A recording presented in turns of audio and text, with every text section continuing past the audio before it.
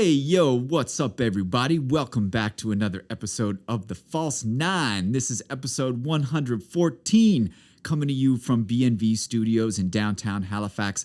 I'm Mike Vesey, as usual, joined alongside by the homie Neil Jordan. What up, Neil? If I ever have children, please don't ever let me become Claudio Reyna and his wife. Because there's a whole bunch of reasons why you can fire Greg Berhalter. Number 1, 2, and 3, and 7 is that he sucks.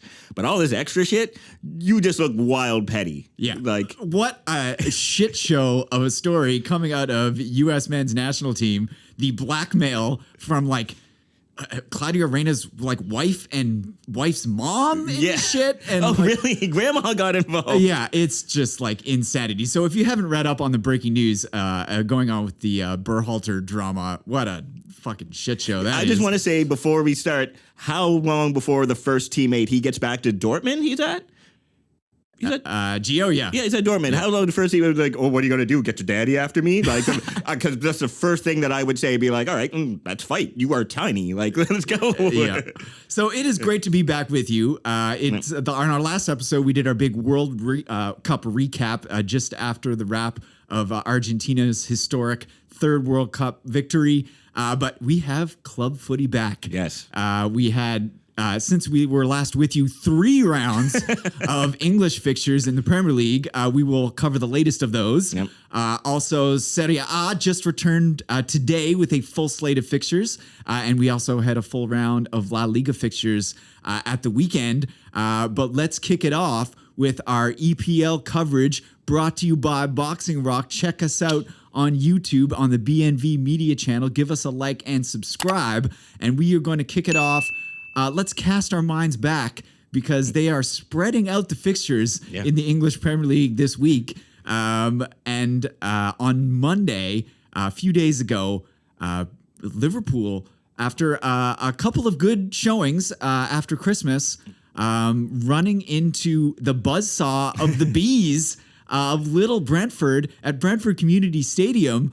What a dominating performance in a 3-1 victory for Brentford. Johan Visa, debuting for Ivan Toney, who has a knock. A betting knock. Yeah, we'll see what the extent of that injury is, or whether it has to do with some external factors. There's some FA charges coming. But 2 chalked off by VAR for offside. Yep. Ibrahima Konate with a unfortunate deflection off of a set piece, beating the goalie near post on a bit of a surprise. But then Visa, after having 2 ruled out, a lovely swinging cross come in. I think Norgard? I think it was Norgard, or maybe Jensen, one of those Scandinavian cats. It was Jensen. It was Jensen, yeah. A lovely swinging ball, back post, Visa rising to head in back post. Alisson, a valiant effort, but it did cross the line, even though he made the save. And then late on, Brock scored in the 50th minute. We should scored in the 50th minute. Good to see him coming back, and because Liverpool player and all, but I really like Ox. I've always had a soft spot for him. Talented player, just can't stay healthy. But I think he nodded home off a great ball from TAA. Yes. A very almost carbon copy goal to Visa's goal in the first half. Yeah. Back post swinging ball from the right to the left. Yep. And Ox headed home.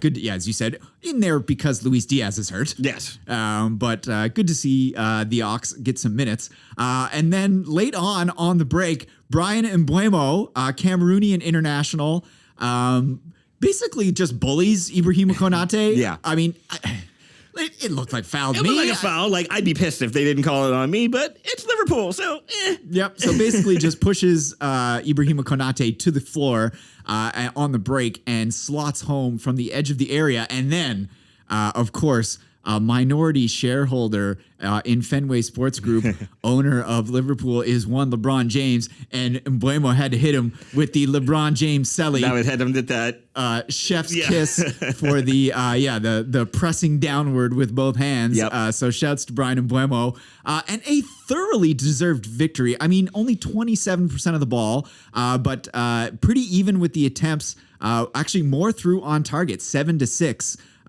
Despite only having 27% of the ball, but just an incredible counterattacking performance. Very quick moves through that midfield. Norgard was great. Ethan Pinnock, Jamaican international, Englishman with Jamaican background, who's a Jamaican international, was imperious at the back. I mean, marking Darwin Nunez, who missed a few sitters, and those are piling up. I mean, there's a lot of those coming up. And I mean, had he made, I think there was one, because Liverpool got off to a decent start, like early in the game. I know, like the first maybe 15 minutes, like they were kind of on him. And Nunez missed a chance that, like, you know, if they score, that it could be different. Because also, too, we've talked about Liverpool's problems with allowing the first goal. I think they've allowed the first goal in at least 70% of the games that they've done. So it's got to be hard when you're trying to fight uphill all the time. But, you know, once they score that goal, it was like, okay, when are you coming? When are you coming? But Brentford kept their shape, and they couldn't do anything with Visa. Like, he was just awesome. He could have had a hat trick in the first half if it wasn't for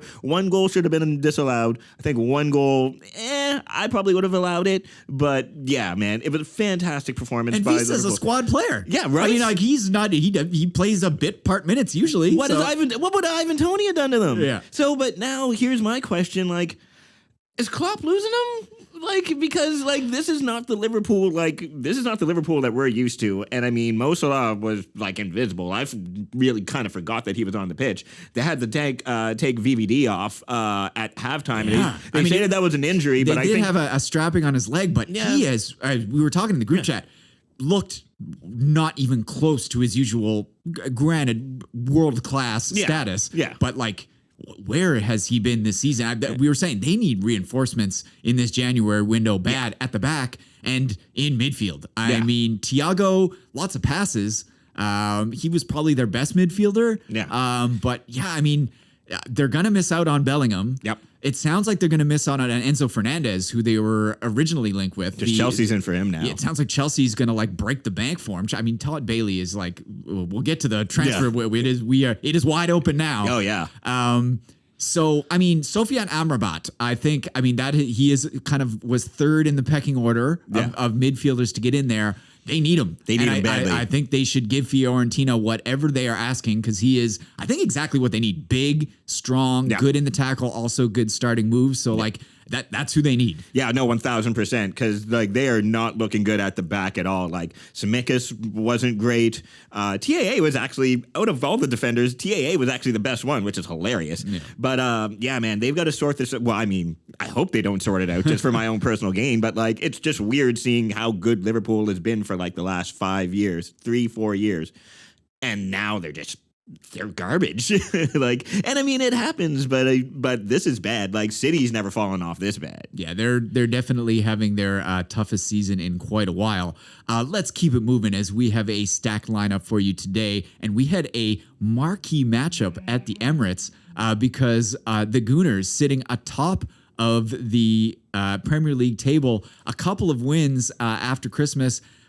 Just incredible form from the Gooners, unexpectedly going into the season. But, I mean, they have been one of the form teams in Europe. I mean, just, like, no weaknesses anywhere on the pitch. Fullback's good. Center back's good. People in front of defense good. Thomas Partey looks like Rolls Royce in front of defense. He's making Xhaka look good. The front three is clicking on all cylinders every game. Yeah. And Newcastle United... Eddie Howe, what a fucking job this guy's done. Coming into the game, sitting in second place, one spot behind Arsenal, a bit of a gap to them. Right. But ahead of Man City, City with games in hand. Yeah. But you got to hand it to Eddie Howe in this one. Didn't get too ahead of himself and set up this looked like a Rafa Benitez yes, that's a good call. Style Newcastle setup as they just set up to shut down Arsenal's attack and did so extremely well. Yep. A goalless draw, but feisty. Kind of a scoreless thriller, like not a ton of opportunities at either end, but not a drab game by any stretch of the imagination. Yep. Very entertaining. up and down, kind of scrappy physical match between two very good teams. Yeah, absolutely. And I finally got to watch some highlights of it like late last night. First, hope Fubu, sort your shit out, because it's so bad. Glitchy. I couldn't watch the second half of my game. I had to go back and watch the highlights. They finally had the Arsenal game on like later on. I stayed up way later than I should have watching it. And Fubu, sort your stuff out. Like, maybe DAZN owns Fubu and they're like Fubo, and they're like, because I'll pay double for freaking DAZN. Maybe this is their plan. But anyway, it ended up being a really good game. I really love the scrap in the middle between Bruno and Thomas Partey. I think Bruno, we were talking before we started recording, shouts to producer Mark, Newcastle fan, but Bruno takes some risk going forward, but he was very disciplined yesterday. And they managed to let Arsenal have the ball, basically just try to keep them in front of them, double up on Saka whenever he could, because I don't know, Eddie Howe, I think he got away with it because they ended up getting the points, but like Dan Burn at left back against Saka, but Joe Linton, again, midfielder extraordinaire Joe Linton ended up like doubling up and helping them there. Like, it was a very disciplined professional performance to go in and get points from, like you said, one of the top teams in Europe. Yep. Yeah. I thought a lot of the attack since, as a very good call by you, they were definitely had Saka identified as the danger man. So the other wing is, I think, where Arsenal got most of their joy on Martinelli's side, and very nice combination play with Oleksandr Zinchenko. Yeah. I love how Zinchenko, and he used to do this at City when he got his bit part minutes, and this is what he does a lot with the Ukrainian national team as well. Plays that kind of inside channel, and can spray balls out to Martinelli, and some really nice exchanges of position between those two guys. Partey would play it into Martinelli on the wing. Zinchenko would drop into the middle, and they'd play little combinations. It's very nice to watch. Yes. And you can tell, like, Arteta, he does training ground stuff, right? And just very nice tactical, pepish. I mean, look, it's where he learned, right? It's where he learned, and that's where Zinchenko learned, and that's why, like, this is, just everybody be patient. And I know, like, my team is doing well right now, but I'm happy that, like, let's give managers the chance to be patient. Arteta had to break it down, rip it to the studs, get the players in that he wanted to play the system that he wants to play, and drill what he wants to do. And now you can tell when they go out on the pitch, everybody knows where they're supposed to be. And if this person's here, the other person is going to back them up and get in their spot. And then it's just going to all shift. And, that's stuff that takes time. And also, you have to have confidence that you can go for that ball and your teammate will have your back. And, like, they have that now, and they're just brimming. But, good on Newcastle for not... like you said, Eddie Howe didn't get ahead of himself. He could have easily been like, all right, let's go one defensive midfielder and, like, let's just give it to them, see what happens. Yeah, Saint-Maximin on the bench to start. And I think probably because, he doesn't track back. Joe Linton on that wing. And a much, as he has shown this season, pretty good defensively. Like for who previous managers had him pegged as a true blue number 9, which he is definitely not. Yeah, no, but good point for Newcastle. And you know what? Good point for Arsenal too, because Newcastle's a good team and they're hard to break down. So, they still have, like, now I think they're up by 8 over City in the league. Now, no lead is insurmountable when City's around, and I think they still have to play each other twice. So there's 6 points up for grabs. And City has a grip of games in hand 2 games on everybody. Yeah. We should say we are recording on Wednesday. Tomorrow, Chelsea, Manchester City in the Premier League. So that'll be a tasty fixture. City could, I think, jump back, close the gap, get back into second with a victory over Chelsea. So we won't get to cover that one on this show. No. But City's going to win. A tasty one to watch tomorrow in the EPL. I think so too. I think City's going to be chomping at the bit to beat Chelsea and keep that gap close and, gain 2 points on Arsenal this week. Absolutely. Yep. Let's go to the other half of Manchester. I got a Manchester United Red Devil fan sitting across from me, and one of your best performances of the season. Yeah. Granted, against Bournemouth, but Bournemouth, much better than expected. Yeah. I thought they would be rooted to the bottom of the table. Yeah. And have played pretty well. I really like Philip Billing. I like Jefferson Lerma. I like Kiefer Moore. But all that being said, a complete domination by United at Old Trafford, getting things started. Christian Eriksen, buddy, what I hate to bring this up, but like some scenes this week recalling the horrors of a couple of years ago. Shouts to Hamlin and all the people in Buffalo. Man, Buffalo's had a rough go. They've had a really rough go. I mean, the winter storm and now this. I was watching the game, and the first thing, as soon as I was watching it happen, the first thing I thought of was Christian Eriksen. It was Jesus. Eerily similar. Yeah. However, Eriksen, let's lift the vibes. Yeah.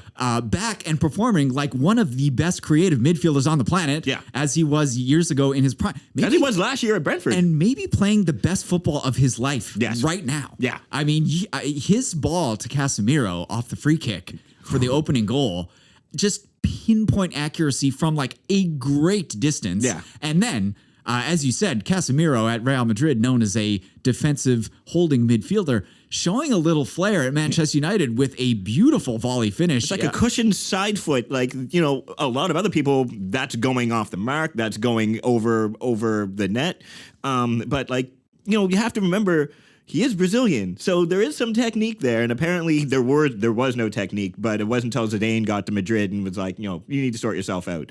But he didn't really get to show it a whole lot. Like you said, long-range stonkers, but because he had Luka Modric and Toni Kroos in front of him. So he didn't have to do that stuff. But he can absolutely do it. And there was one play in particular in the game.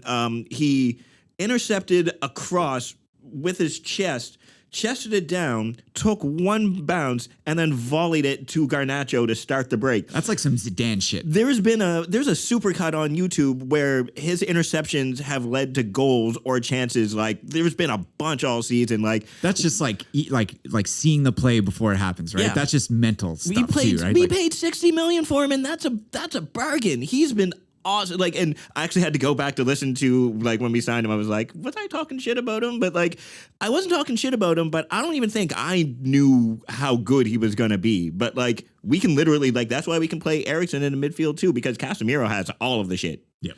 Yeah. And yes, what a performance from Luke Shaw. What? Crazy. I mean, he might have been man of the match if it wasn't Eriksen. A beautiful goal in the 49th minute, set up by the youngster Alejandro Garnacho, who was debutizing.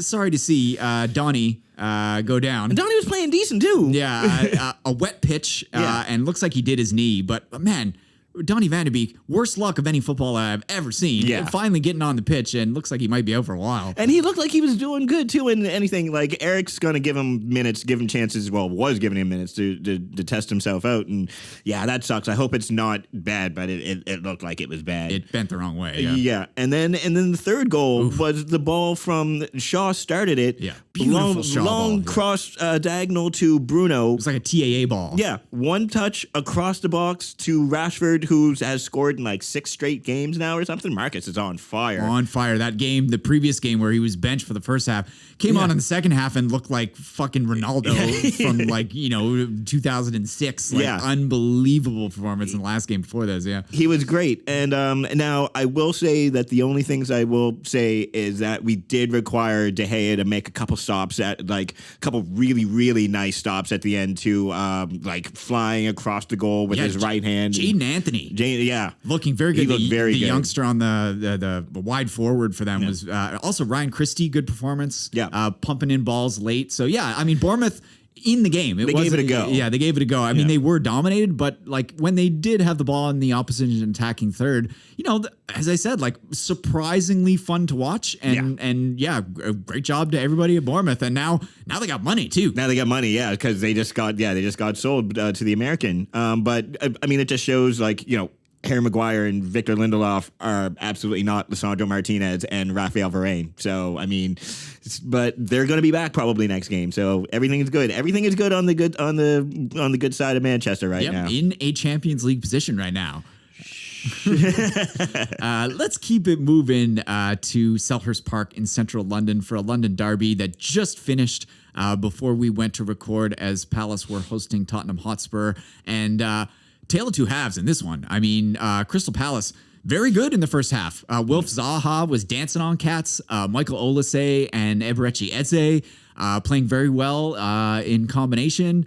Couldn't break the duck, though, and it went in scoreless at halftime. And then Sir Harry Kane, recovering mentally from his unfortunate miss at the World Cup, looking fantastic for great. Spurs since he came back. A brace in this one, a beautiful cross from Ivan Perisic for him to head home. Back post early on in the second half, and then a lovely right foot finish. A nice combination play with Son, who has kind of disappeared in a lot of games this season. Looked great in this game. This may have been his best game of the season. Yeah, very involved. Actually made the third goal. Streaked up the right, held a man off, and then played it back into the path of Matt Doherty. Matt Doherty also fantastic in this match. He's been great since Conte made fun of him. So many touches and passes. Like I don't think I've seen him this like involved offensively in a game before. Like kind of like him, Harry, and Sonny. Yeah, like they were like a triumvirate of attack. And then Son himself getting on the score sheet with again Harry dropping deep, playing a lofted ball over the top. Son judges the loft of the ball perfectly, and a tough finish on the bounce to beat the keeper near post, and a 4-0 victory for Spurs to keep pace. It's a tough team to peg because their table position is fairly lofty. Still nipping at your guys' heels, but form is inconsistent. Sometimes they win while playing terribly. Sometimes they lose while playing well. I don't know what to make of Spurs. Honestly, if you would have told me that they would have lost this game 4-0, I wouldn't have batted an eye because anything can happen when Spurs play. And I mean, I think it's telling that, Conte came in this week and was like, Champions League is not what we're going for. Winning the title is absolutely not what we're going for. Did you say like fifth was the best we could do or something? Maybe some like Mourinho-esque mind games here. Yeah, well, that's basically him saying, Daniel Levy, open them purse strings, man. Like they need, but I mean, I don't even know what pick a spot. I mean, you can't really, you're still trotting Eric Dyer out here as your one of your center backs. Probably need somebody else in midfield as well. Bentancourt's, I think, hurt. Yeah, I think so. Yeah. But I mean, really, honestly, they just kind of need Sonny to kind of get back to where he was, and it's hilarious that people still haven't gotten the Harry Kane dropping deep. Sonny runs behind him. They've been doing this shit for like 4 or 5 years now in a row. Like you should know this by now. Yep. So rough times for Vieira's men in that one, although they're still pretty comfortable in mid-table, although they have fallen off from their early season form. Man, it is sad days in the blue half of Merseyside because at Brighton and Hove Albion went into Everton and lay a fucking spanking on them. Yeah. Just complete domination at Goodison. Kaoru Mitoma, the Japanese international, showing good form heading into the World Cup, had some bit part minutes for the Japanese national team at the World Cup. But he was good in those bit part minutes. And looked like fucking the best player on the field by a long shot in this one, was everywhere. Yeah. And in the 14th minute, Moses Caicedo playing it out to his wing, he cut in from the left wing and beat like 3 or 4 dudes. With one touch. Yeah. And then, slotted home with his right foot to the left corner. And he was everywhere all game, just giving them hell up and down his wing. It reminds me a little of Luis Diaz at Liverpool. Just like likes to run at his defender anytime he gets the ball. And what recruitment this Brighton team has, because never heard of this guy before he was at Brighton. No, and actually I just had to go and check because he also scored in their last game, which is a 4-2 loss to Arsenal, but he was awesome in that game too. Like he's like, again, I didn't hear about this dude until like 3 months ago. Where'd he come from? Yeah. But it's just Brighton. Burst on the scene. Yeah, and I mean, again, and Brighton did all of this without World Cup winner Alexis McAllister, who was back in training now, got returned with a hero's welcome and all that stuff. And it was good to see, and I'm pretty sure he's going to stay for the rest of the season. They're going to hold on to him, and then open up your purses and open up your purses in the summer, boy, because they are going to make a grip off him. He was so good in the World Cup. Yeah. And has been like maybe their most important player this season in that number 10 hole. Oh, easy. For Brighton have been fantastic. Youngster starting in place of Leandro Trossard. He played the last game as well. You know, they've been playing Trossard as a false 9, the Belgian international, who's had a good season. Yeah. But big unit, true number 9, Evan Ferguson. He is Irish. He's 18 years old. He's like 6'1", like 195 pounds, just like beef. And he held off a challenge and finished from close range in the 51st minute. Scored in the game before, too. Yes. On a fast break where he had kind of just like hold the dude off and finish. So this guy's got some muscles. Yeah. For a youngster. Wait till he fills out. Yep. And then Solly March. Another banger. Yep. Put a dude on his ass when he crossed the box. He just nipped it with his left, and whoever was going, he was going right, and March went left, and before he got, he was like, "Oh no!" and just toppled over. Yeah, nice little give and go with Ferguson too, who held it up as they went around, and then finished from the edge of the area. Beautiful goal by Solly March, and then Pascal Gross, another lovely finish on the break in the 57th minute. Demarai Gray did get a meaningless late penalty in injury time, but a 4-1 victory for Brighton and Hove Albion, who sit in 8th place right now. Everton in the drop zone right now.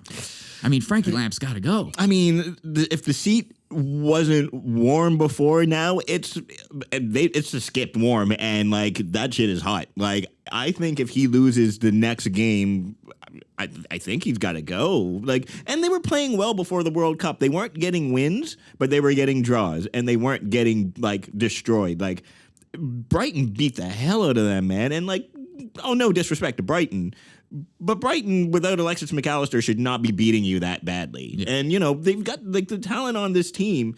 Everton, they've got Tielemans, I think, hit the bar, or there was a nice save by Brighton. And like, they had a couple chances, but this team should not be getting beat 4-0 by Brighton. Yeah. Like, that's just, or 4-1 by Brighton. And, you got to think, what is it? It's got to be the manager. I was surprised that he didn't get the sack post-match. I mean, it was that horrible a performance. Like, they could have easily lost 6-7-0. Yeah, it was brutal. One more stop in the Premier League. There was a few other fixtures further down the table, but I want to shout out the Cottagers.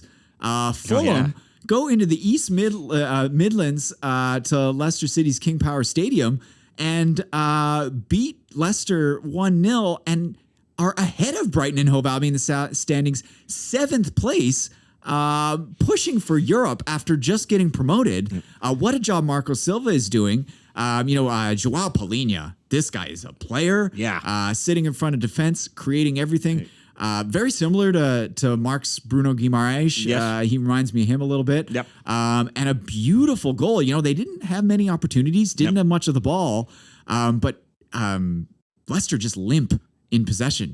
They had tons of the ball. Tielemans passing it around. Luke Thomas bombing up a little bit up the wing was okay. But the old man, Willian, what a peach of a ball, absolutely picks out Aleksandar Mitrovic, the Serbian striker, who let it bounce once and then a lovely swinging left foot, side foot volley into the left side netting. And that was all they needed. Very good in defense. Tim Ream at the back, of course, American international, having a fantastic season. Anthony Robinson up and down the wing, also very good. And Fulham, way higher in the standings than I think I had them going down pre-season. I bet real Canadian dollars on them going down, and that ship has sailed unless everybody just gets hurt for the next rest of the season. Want to give a shout out to Bernd Leno, former Arsenal keeper. Yeah, and he made a few good saves as well. So like when Leicester did get their chances, but this is another team.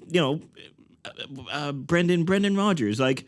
How good is he? Like, so hard to peg him, right? A team with, Tielemans and, James Maddison was hurt, but still, Jamie Vardy still running around.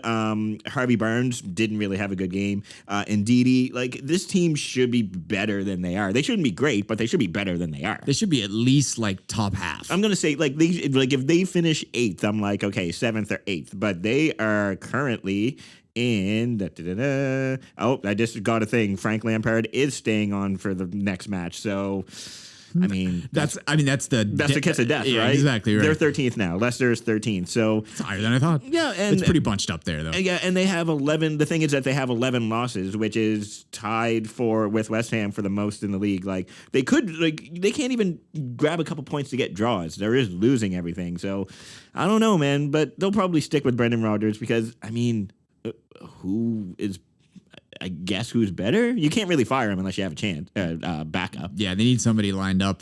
So yeah, interesting times in the East Midlands. We'll see if Leicester can turn it around.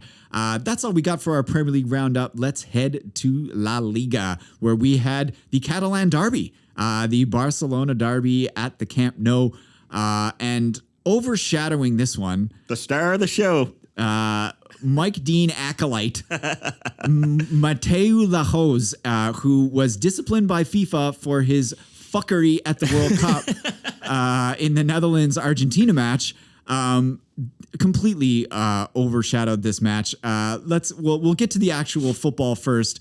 Marcos Alonso heading home off a flick on from Andreas Christensen in the 7th minute to go up 1-0. Barcelona fairly dominant in this match, 77% of the ball, 21 attempts, only 6 through on target. We didn't play terribly. Pedri styling and combining beautifully with Frankie de Jong in the middle. Jordi Alba, the old man, still got it. Had a great game. Yep. Until he got sent off. And we'll get to that. And then the cards started. We only had 4 in the first half, 2 apiece. But Barcelona, I watched this match. I was fairly confident of collecting all 3 points at halftime. It was basically a stroll in the park. We had we should have consolidated our lead, and that came back to bite us. But holy moly, after about this, it was after the penalty kick. So Jose Lu, former Newcastle United striker, who is filling it up this season, I think close to double digits now in the league already. Brought down in the box, quote unquote, brought down. Brought down. That's doing a lot of heavy lifting, man. By the aforementioned Marcos Alonso, who scored the goal for us. But it was a brush, if that. If that, like a graze. Like, what do you do? And credit to Jose Lu, like, yo, you know who the ref is. You make a meal of it, you might get the call. And he did, and he should have. But the fact is, they went to VAR and saw it again and still called it. Yeah. So what are we... what is VAR doing? What is VAR doing? Someone's got to overrule that, because it's like, that was ridiculous. Like, he put like a fingernail on him, man. Yep. And then over the next, 3 minutes... We had 1, 2, 3, 4, 5, 6, 7, 8, 9 cards in 4 minutes. He went psycho. I mean, he just has this tendency. Anybody says anything to him, they're getting a card. Yeah. You can get a card. It's like Oprah giving away cars. Jordi Alba gets one for dissent, then gets another one, sent off, 2 yellows. This guy, Vinicius Souza, sent off for 2 yellows for Espanyol. They actually had another guy sent off. They went to VR and rescinded it. It was 10-on-9 for a while. And then just a bunch of cards at the end. He was giving red cards to assistant coaches. It was just a complete circus. Yeah. I mean, and it seems like every match that this guy refs now, this is what it turns into. You were saying today, I didn't see it, but in the Copa del Rey, sent off Jorge Sampaoli. After 16 minutes. And from what I saw, I didn't watch the game, but from what I saw, they were just having your normal ref back and forth or whatever. And you want to know what? I don't know what was said. So maybe it was just he called his mother a bunch of stuff. And you want to know what? Fair. But it seems like it was just another case of him being like, hey, look at me.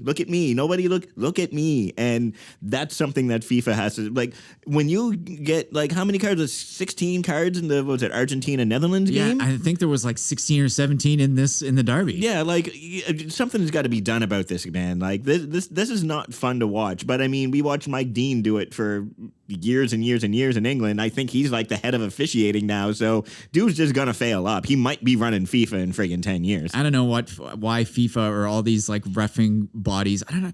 I think just the psychological profile of people who become referees is just someone who just likes to be the center of attention, right? Yeah. You do this, you do that. They order people around, and this guy has a serious case of that. Yes, power tripping. Yep. Let's keep it moving to Real Valladolid, the original Ronaldo-owned squad.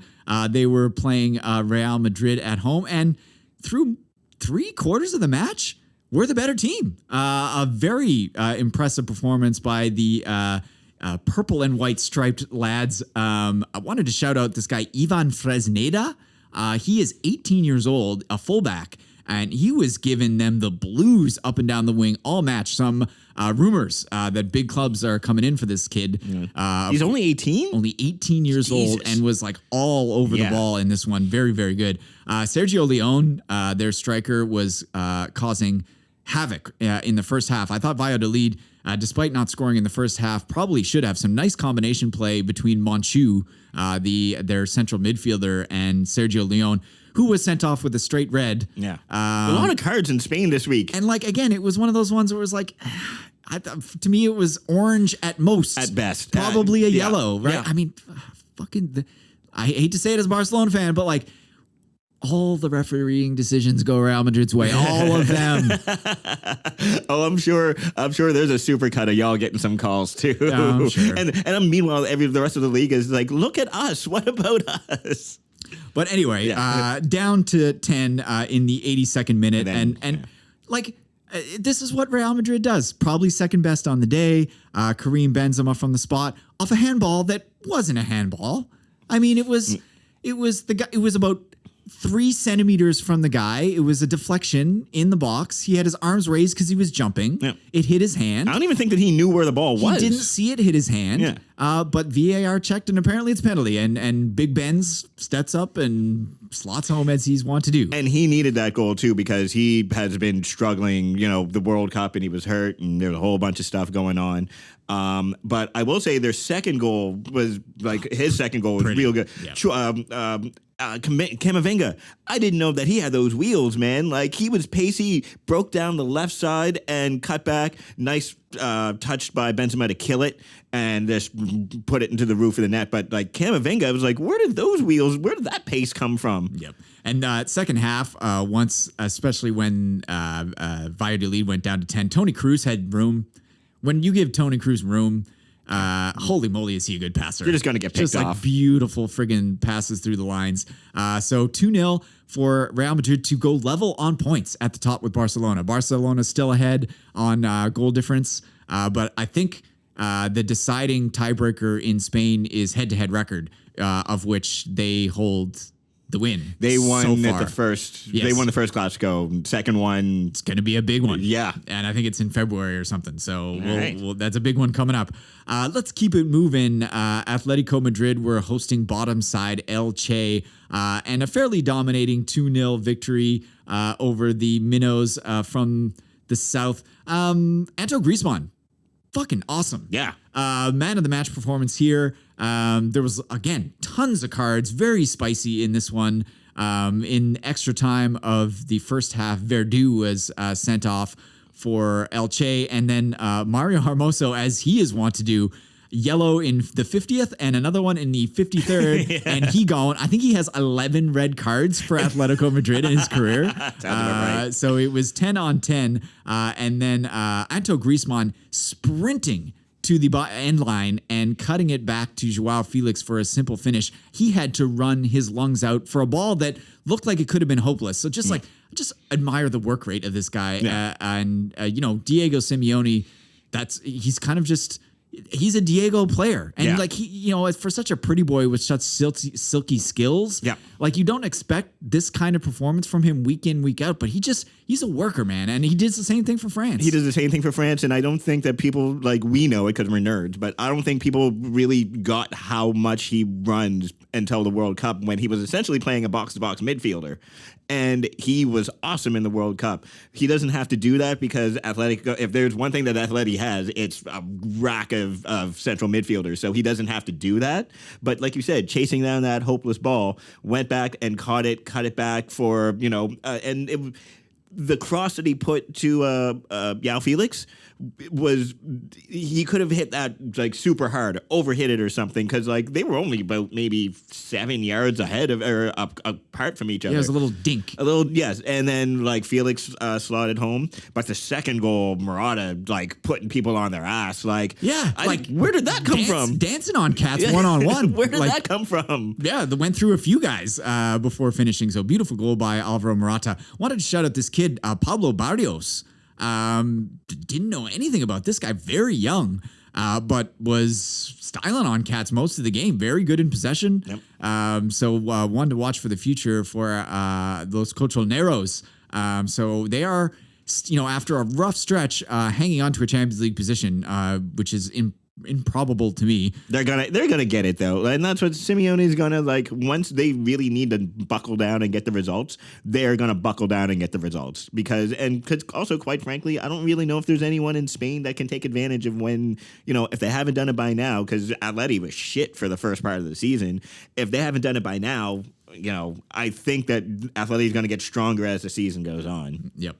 Let's keep it moving to La Reale Arena up in Donostia in San Sebastian by its Spanish name. A semi-Basque derby here between Real Sociedad and Osasuna, who are from Pamplona, which is in Navarre, which is not the Basque country, but they speak Basque. Okay. So it's they're close. It's kind of a derby. Yeah. But man, Sociedad, what a season these Cats are having. Up into third. The passing Atletico Madrid with a 2-0 victory. Brais Mendes. He is fucking awesome. Holy moly, has he been good all season. In his first season for Sociedad, he was at Celta de Vigo for a number of seasons before this one. Kind of a floater, a number 10-ish kind of guy, floats along the front line. But he scored in the 22nd minute. Tough angle, put it kind of like posting in. For cutting in from the right onto his left foot. Beautiful goal in the 22nd minute. And then big Norwegian Alexander Sorloth. A cup of coffee with Crystal Palace. There you go. Yes. And then had a sojourner in Turkey, I think, for a while. But he's back in Spain and kind of playing the Alexander Isak role. Yep. Now that he's decamped to Newcastle. Mendes with a beautiful ball over the top to him to finish in the 64th. And then a rapturous reception in the 87th minute for Mikel Oyarzabal, the talismanic number 10 and one of the best players in La Liga last season, was out for 10 months with an ACL tear. Yeah. And he was subbed on in the 87th minute. So just great to see one of the great creative players to watch back after a long time out. And it was great scenes because the fans are obsessed with, he came through their academy. Yeah. He's a Spanish national team player. He had missed the World Cup. Would have been a starter for Spain. Yeah. And so, just great to see him back. Good to see him back. Yeah. And, he's, young enough. He's 25, hopefully the ACL, there's no lingering effects, but yeah, man. And, Sociedad getting him back now, that's not going to hurt. Yeah, and pretty comfortable in that third place position and have been in those Champions League positions all season. Also wanted to shout a couple more performances for them in this game. Diego Rico, who I remember at Bournemouth, was fullback at Bournemouth for the last time before they went down when Eddie Howe coached them. Yes. He's he's a Basque guy, and so he went back to the Basque country. Fucking awesome. Yep. And Takefusa Kubo, the Japanese wide forward. Holy moly, does this guy have fancy feet. It's such great close control. The Real Madrid Academy product is having a breakout season at Sociedad. Looked great in the World Cup for Japan as well. So and every time that I watch Sociedad, I always forget that David Silva's there. And because he does one thing that I'm just like, who was that? Oh, yeah, David Silva's still there. And still so classy, still man. So good. He's 36. He's not going to run his lungs out and stuff anymore. But he never really did in the first place. But, if you still give him Juan Mata vibes, if you give him a little bit of room and a little bit of space, he is going to find the pass. So, shouts to them. Sociedad, they're, I don't think they're going to catch Real or Barça or anything unless some ill shit happens. But they're a good team. Yeah, it would be fun to see them in Champions League next season if they can hang around in those spots. It's been a while for them. Yeah. I remember them being in, I don't know, early 2000s or something. They had a good run in the Champions League, but it's been a while since I remember them in Europe's top competition. One more stop in Spain because these two teams are having great seasons. Real Betis outperforming their derby rivals. It is disaster time at Sevilla, but Betis having a fantastic season. A scoreless thriller at home against Athletic Club de Bilbao, the all-Basque team. This was 0-0, but it was very exciting. It was even in possession. Betis the better side in this one for sure. This guy, Luis Enrique, Brazilian, wide forward. I'd never really noticed him before. for Betis, but he's been starting all season for them and was man of the match, giving them hell. Andres Guardado, the old man, Mexican, just like putting his studs into calves as he as he's wanted to do, as he has always done. Luis Felipe also got sent off at the end, but their central defender was also awesome. Nico Williams, with the Spanish half of the Williams brothers. Yeah. They played for different teams at the World Cup, which is so cool. Yeah. He was great, bombing up and down the right, but no shots through for Bilbao, despite having 10 attempts. So some very good defending by Betis in a 0-0 draw. But both these teams breathe, it's very bunched up, like 3rd to 7th. So either of these teams also a very legit shot to get into Champions League. Yeah, so we got Sociedad on 29 points, Atleti on 27th, Bilbao on 25, along with Betis, and Bilbao has the lead on goal difference. Then Villarreal on 24 points, and then even Rayo Vallecano is at 23 points, and Osasuna. So basically, like 6 points between 3rd and 9th. Yeah, and Villarreal in fantastic form too. So they are on a hot streak. They won the derby against Valencia over the Christmas period as well. So Sevilla's almost. Oh, damn! I think they're in the drop zone. They're in the 18th. Wow. Yeah, just brutal for a team that's usually in Champions League. Yeah. In recent times, the 3rd or 4th best team in Spain. Yeah, for sure.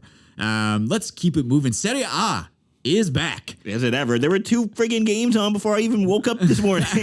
They came back with a vengeance today with every single team playing in wall-to-wall football starting very early and going all the way. So, in Italy, this would have been like from noon until midnight, just wall-to-wall soccer. So I'm assuming, they didn't work today? I'm assuming there was a whole lot of people working, but yeah. And in the late fixture, we had a marquee matchup. Napoli heading on the road to the San Siro to take on Inter Milan, and a fantastic display here by the Nerazzurri. Inter, full value for their 1-0 victory. Napoli, 63% of the ball, very intricate play. Kavica Kvaratskhelia combining with Zielinski and Lobotka, playing very pretty stuff. But once they got into that final third, really couldn't make anything happen. And every single time that Inter got the ball, they looked extremely dangerous, chance after chance after chance.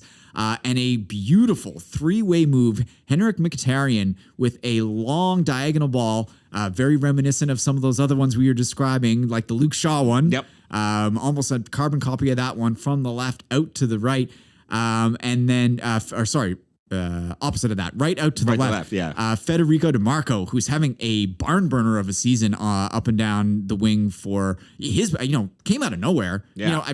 He's a veteran, but like kind of a squad player up until this season. Right. I think he's in his late 20s, but has been fucking awesome for Inter.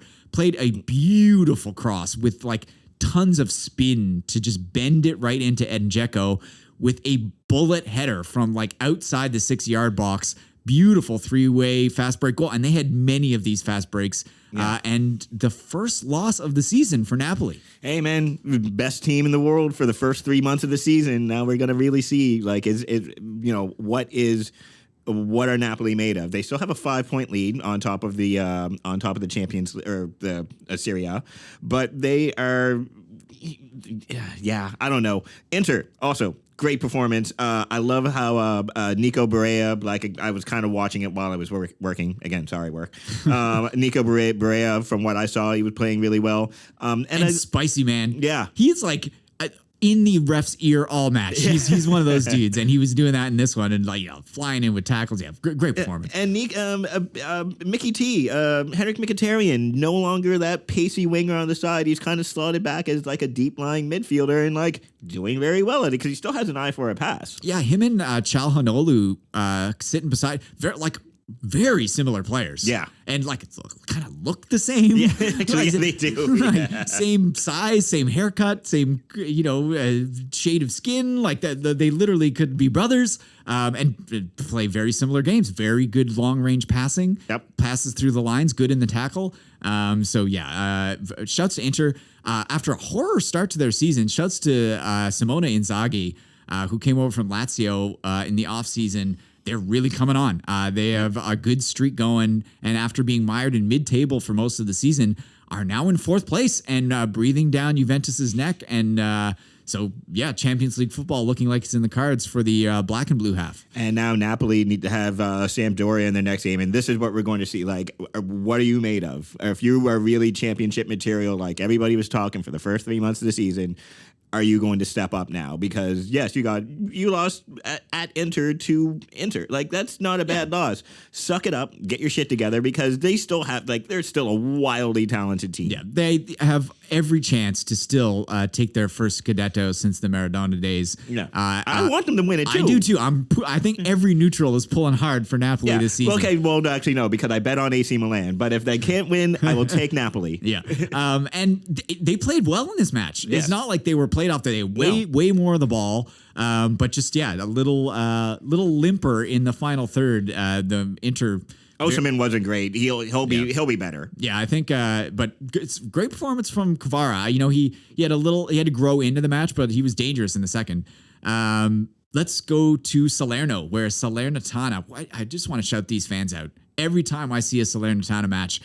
These have best fans in Italy. Like it is a small stadium, but it is loud and wild. It is wild, yeah. Every single match I've seen there. AC Milan were in town, and Sandro Tonali has grown into his Pirlo-esque game and Pirlo-esque looks. Baby Pirlo.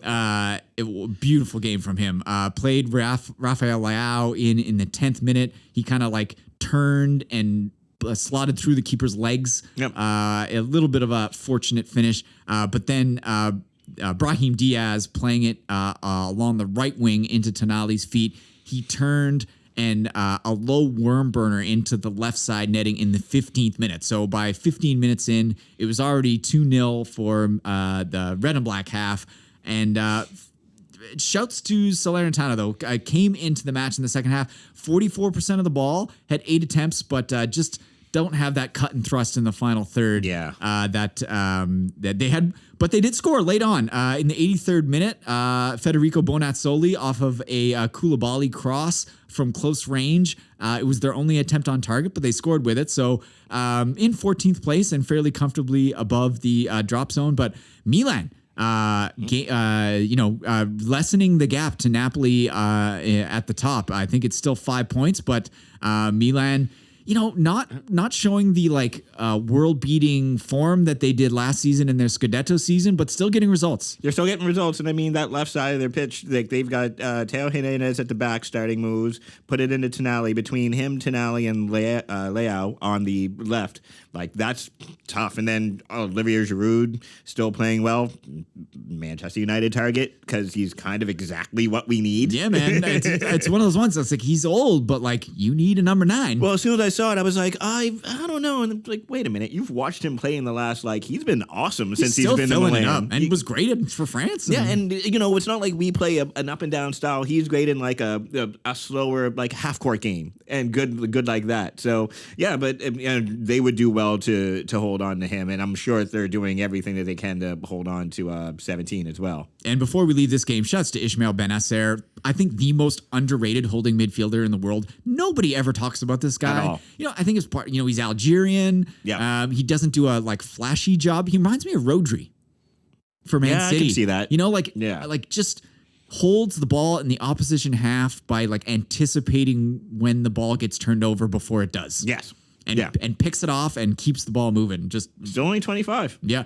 And shouts to Mimo Ochoa. Guillermo Ochoa, longtime Club America keeper and Mexico national team keeper. Yes. Is now World Cup legend. Is now at Salernitana and made 8 saves in this game. Was fucking awesome. So great to see. I mean, I'm a Cruz Azul fan in Mexico, so I hate Club America, but Ochoa is a fun keeper. A little guy, athletic, reminds me a little bit of Jordan Pickford. Yeah. Was it 2014 where he was awesome from Mexico? I think it was. I mean, he's been awesome for Mexico. 2010. Forever. It's been shouts to him. 37 years old. Yeah, and I think his first sojourn into Europe since he was in La Liga, because he was in Mexico forever. Yeah, I mean, he was for a long time. He was in Spain long time ago, Early like in his early 20s, I think. Yeah. But it's been a while since he was on European shores.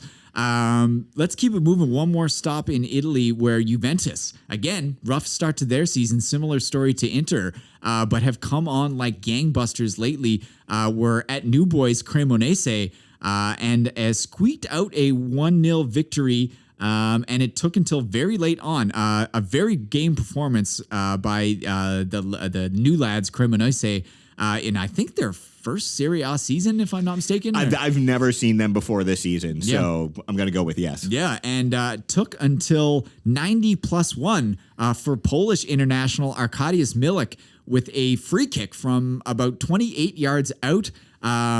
Beat the keeper with kind of a bouncing low shot, went over the wall and kind of like wrong-footed the keeper. Yeah. So rescuing all 3 points in a match where, Cremonese got stuck in, had 13 attempts, 3 on target. So like they were trying to go the other way when they got it, and hit the woodwork twice. We're fully involved in this game. Shouts to Filip Kostic, playing 9,000 crosses as he always does. But yeah, shouts to little Cremonese. But Juve, again, closing the gap to Napoli, keeping pace with Milan, and still ahead of Inter in third place. They needed that win badly because, it's been kind of an up and down season at Juve. I'm surprised. I'm assuming Rabiot is hurt, or are they kind of just holding him off until they figure out what they're going to do with him? Yeah, I think him and McKennie both are probably on the move, if not January, definitely in the summer. I mean, McKennie has suitors all over the place. Yeah. Dortmund, a couple Premier League teams. Some Spanish teams. So I mean, McKennie's probably gone. Yeah, and I think, if I'm not mistaken, I think they have money troubles. Yeah, I think so. Their whole board left. Like, oh right, I forgot about that. Yeah, so there's some legal action being threatened. So yeah, it's always drama at the Old Lady. Yeah. Before we leave club footy, we should mention all the undefeated sides falling. Benfica lost to Braga. They were undefeated before Christmas, heading into the World Cup. Napoli, as we just covered, losing to Inter, and Paris Saint-Germain were undefeated heading into their match at Racing Club de Lens. What a story this team is. Right? They were in the Ligue 2 just like 2-3 seasons ago, and have rocketed all the way up and are second place in Ligue 1 right now, and at home with a 3-1 dominating victory over Fully valued. I mean, Messi wasn't there. They were missing a few, but Mbappe was playing. So, I mean, obviously, like, that was, like, Mbappe was playing. And, I mean, they still had, like, Marco Verratti. Hakimi was playing. Like, you've got to win this game. Yeah. And, like, we're thoroughly outplayed. I mean, Hugo Ekitike, I think he's on loan from Reims. On the score sheet for PSG, but this guy Loïs Openda, you may have seen him in bit part minutes for Belgium at the World Cup. He's a youngster. Law, of course, right on the Belgian border. They have their derby rival is Lille. They're right. The Hazard brothers came through Lille. So lots of Belgians come through both these teams because they're close to Belgium. And Openda's one of those. He had a goal and an assist. 22 years old. Yeah. Big guy, can play on the wing or as a number 9. Also, Kevin Danso, absolutely shut down Kylian Mbappe in this game. That was his job and was fantastic. Also, Przemysław Frankowski, Polish winger. He was awesome. Lots of touches, lots of passes, and a goal himself. So a great story in France as Lens beat PSG and are only 4 points behind PSG. So, like, still in the title conversation halfway through the season, which is just like wild. Like, really? But the funniest part of this for me is that Messi returned yesterday, I think, and Mbappe just happened to be in Brooklyn watching the Brooklyn Nets play with Ashraf Hakimi. Yeah, so I wonder if they were just like, you want to know what? Let's just go and plan this trip. Oh, we weren't there to see. Aw. Too bad. Yeah, too bad. They gave him the whole guard of honor and everything. Yeah, if anyone. And listen, man, like, Mbappe, you won your World Cup. Like, and you're in a final. You're going to get to another one. You'll be fine. I think it's just one of the. I guarantee you that he had it all planned probably before the World Cup. But it's just funny and the media story narrative of the rivalry between these two guys, I think, is largely overblown. Oh yeah, I mean, these guys play beautiful stuff together on the pitch. Right? I mean, Messi looks for Mbappe every chance he gets. Yeah, I think they'll be fine. They'll be fine. It's just like, look, in the moment, obviously tough competitors, fantastic players. It was great to see them, but yeah, they'll be fine. And PSG will shake this off, and then they're just gonna rampage everybody as they usually do. Yep. Of course, it is the January transfer window, and surprisingly few done deals. I've got the done deals written down so far. I mean, it is only January 4th, but the big one, the swoop by your arch rivals, Liverpool. I mean, Cody Gakpo has been dead to rights to Manchester United for like 2 years. Yeah. Had a great World Cup with the Netherlands. Tall drink of water, can play out wide, can drop into the number 10 position, 2-footed. They want him to be a number 9. That's that's what Belgium apparently wants him to be. He reminds me of Kai Havertz. Yes. Tall guy who you would think is a number 9, but is more of a 10. Yeah. And can play out wide too. But Liverpool swooping in it's one of those 37 mil plus this, and can rise up to 50. But yeah, Liverpool swooping and getting Cody Gakpo out from under your noses. And you want to know what? But that's not their problem. That's like the worst. It's not their problem. They do not need him. I mean, granted, it's nice to have him. I mean, at PSV, he plays in the Mo Salah spot. Yeah.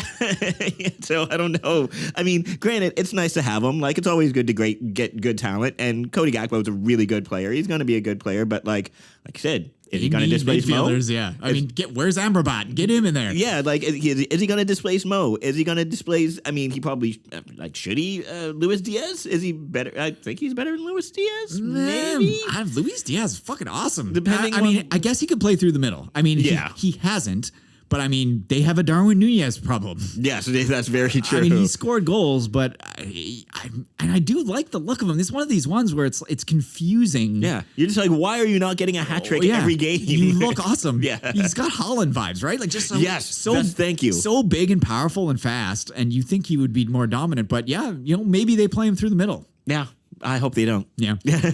Chelsea are very active. This Ted Bailey guy is splashing the cash. Mm-hmm. He came in there, and it sounds like they're going to get Enzo Fernandez. I mean, it's not done, but shouts to my Eagles. Yeah, demanding 130 million euros. Hey, listen, man, you're only a sucker, so someone's going to pay it. Yep. Now that hasn't gone through yet, but Fabrizio's been reporting on it. Sounds like it's going to happen. Yeah. But they have had a couple guys through the door. Benoit Badiashile Mukanai.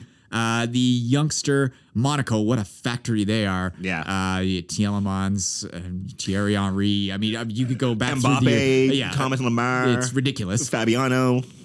So Benoit Badiashile. Fabinho, sorry. A 22-year-old central defender can slot in there alongside Thiago Silva, whoever else they're rotating with there in the middle of defense. 38 million euros. The kid looks like a player, and I think he's going to help Chelsea. Not exactly what they need, but sure, I guess. I mean, I guess you can never have too much, and I mean, this is probably for the future because, I mean, Thiago Silva has been pretty good this year, but Thiago Silva is also 39? 39? Yeah, something like that, and he wasn't fast to begin with. He's super slow now. He's just smart enough to know that he's slow and just keeps everything in front of him, but this is for the future because eventually Thiago Silva is going to have to stop playing football. Yep.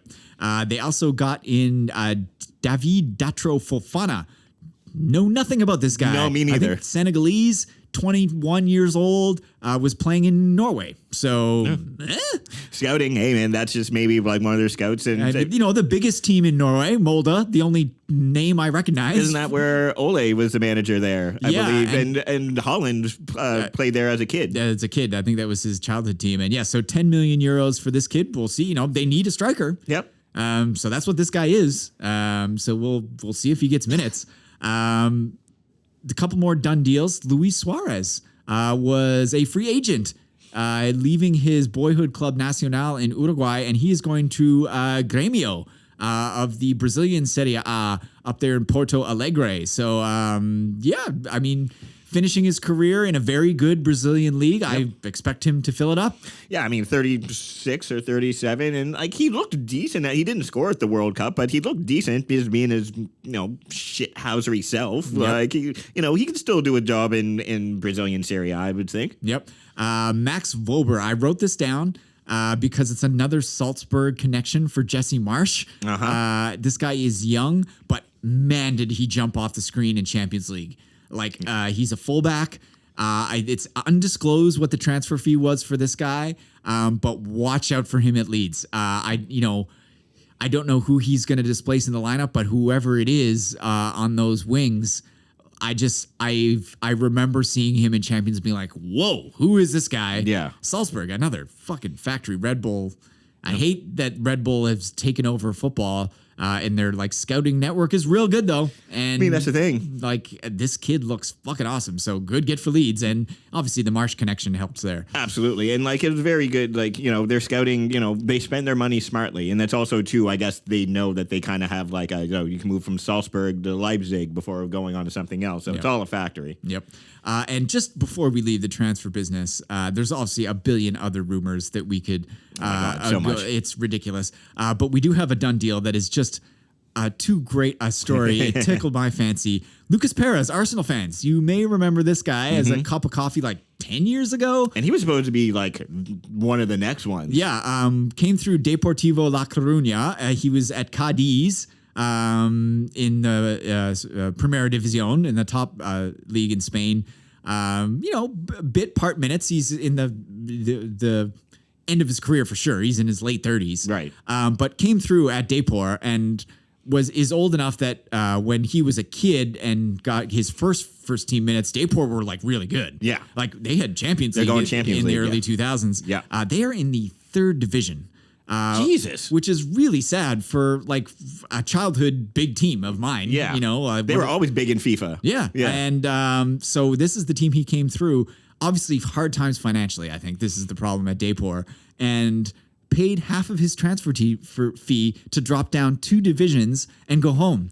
So it was a €1 million transfer fee. He paid 500,000 euros out of his own pocket to go to his boyhood club. That's a great story, man. And the scenes, I saw the video of him showing up at the stadium and people crying in the stands and stuff. That's awesome. Just great stuff. Yeah, man. I mean, look, he's probably made, some decent money in his career. Like after Arsenal, he went to like another biggish club, which I'm sure he made decent wages. And, if you got it, like that's great, and go and help your team. Like, yeah, Deportivo La Coruña, I remember playing them in FIFA when me and Relay lived together. Like shouts to FIFA 2005 and 6 and shit. Like, so that's a great story. Yep.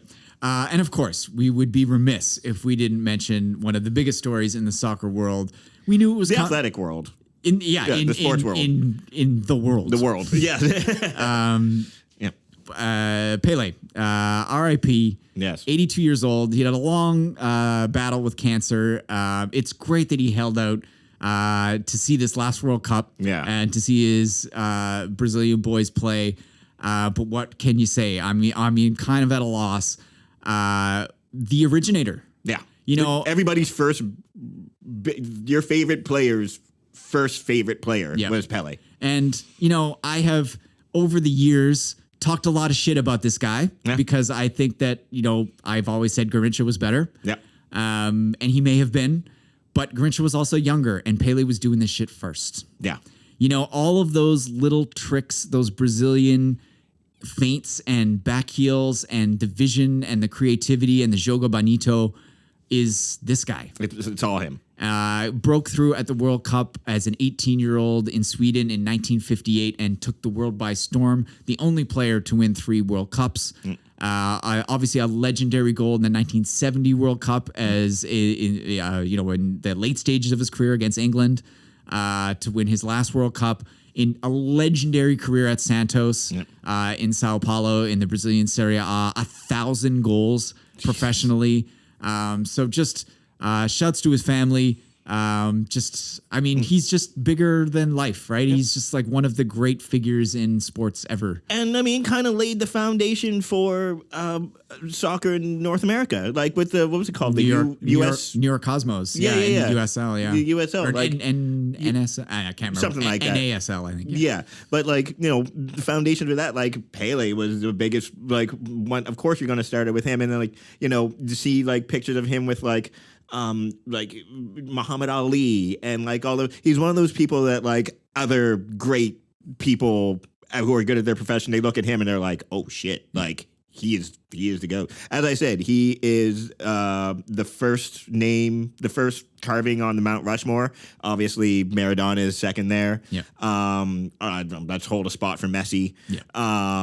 Four spots up for grabs. Four spots up for grabs. It depends. There's a few. You got Eusebio, you got Garrincha, you got both Ronaldos. I'm putting Zidane on there, but that's a personal thing for me. Shouts to the jersey. He's in the conversation. Yeah, but like, yeah, man. But Pelé, like, I think Erland Haaland, I saw him tweet it. It was like everything, like, and you just said it. Everything that you see, all these people doing the flicks and the tricks.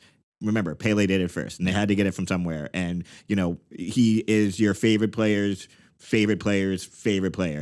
So rest in peace. Shouts to his family, and he lived a great life. Yeah. Great scenes at the funeral or the viewing that they held at the Santos Stadium. Well, except for Infantino, fucking taking selfies and shit. Obviously, Infantino's got to fuck up every public appearance he's ever had.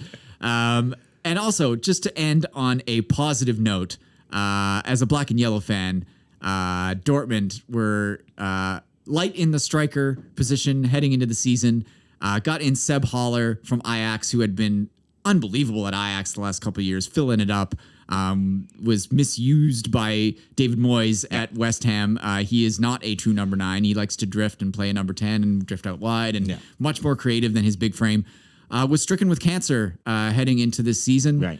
So you guys just signed him from Ajax. Yeah, signed him last summer. Right. And just like a heartbreaking story for a guy in the prime of his career, moving to the biggest club he'd ever played for, to have this kind of blindside him. But, just like 4 or 5 months later, came through treatment, got some chemo, had surgery. He's cancer-free, and he's back in training, and they say he will be back playing Bundesliga football when it returns in late January. That's awesome. I like Seb Haller because you could see the talent there. But again, David Moyes, who we didn't talk about, but probably also needs to go at West Ham, misused him. And at Ajax, he showed what he could do, and he's gonna do some work for Dortmund. Hopefully, knock on wood, he's healthy, everything's good, and if he's healthy and they just let him go, he's gonna be real good for y'all. Yeah, I hope so. It's just great to see him back. A nice feel good story to end on. Yeah. So we will be back in a couple of weeks. We'll try to time it at the time that the Bundesliga comes back. They still got a couple weeks left. But we will have a full slate. We got FA Cup this weekend. We got Manchester City and Chelsea tomorrow in the league. So lots of great stuff to look forward to. So for the False Nine, I'm Mike Vesey. I'm Neil Jordan. And if you paid $800 to go watch Canada and U.S. tonight in the World Juniors, you are a sucker. Peace. All right, everybody. Thanks for tuning in to The False Nine. We will see you next time. Be sure to give us a like and subscribe on our YouTube channel and give us a follow on Instagram, and we will see you next time.